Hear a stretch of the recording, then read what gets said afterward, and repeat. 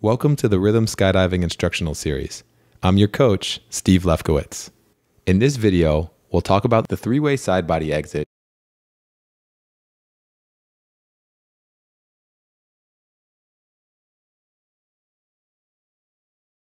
The three-way sidebody exit consists of a front floater, a rear floater, and a diver.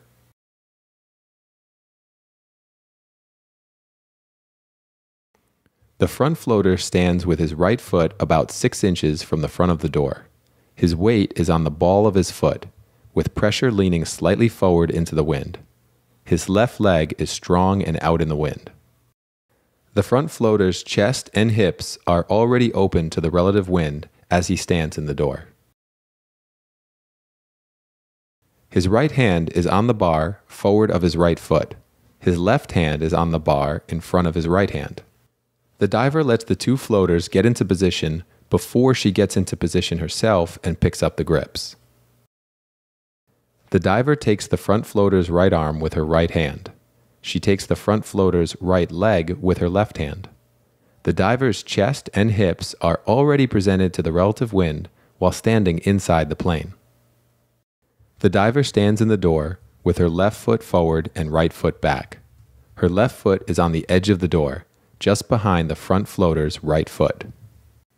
In the front to back direction of the airplane, the diver's right foot is slightly in front of her left foot. Her stance is wide enough to be comfortable. She allows enough room for the rear floater to head jam comfortably. The diver stands with her butt directly over her heels, leaving space for the rear floater, rather than bending over with her butt sticking out. The rear floater climbs out with the front floater, or immediately following the cameraman. He climbs out of the plane with the balls of his feet on the edge of the door, about shoulder width apart. He gets balanced on his feet before ducking his head back in the door, under the bar. This is called head jamming. The rear floater's butt is just behind his feet, but not sticking way out, so his back is relatively straight in a squatting position. His neck rests against the bar, keeping him from falling out. However, there should not be a lot of pressure on his neck. The rear floater's feet and body are angled into the plane about 45 degrees. His front foot is about 12 inches behind the front floater's right foot, leaving room for the diver to set up. When the diver gets into position, the rear floater takes her arm with his left hand and her leg with his right hand. When the front floater is ready and there's stillness from the rest of the group, he begins his count.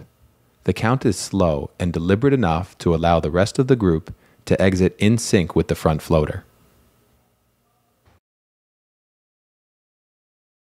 The front floater indicates the exit with a swing of his leg. Out, in, out.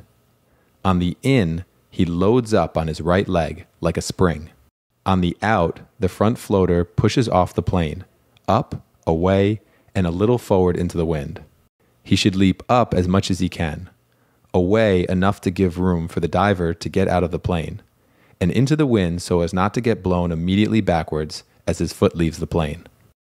Off the door, the front floater should be almost straight up and down with his hips slightly farther away than his shoulders, at about 30 degrees. The diver and rear floater get into position and remain still, communicating to the front floater their readiness for the count. As the count comes, they may rock slightly with the front floater to help them stay in sync.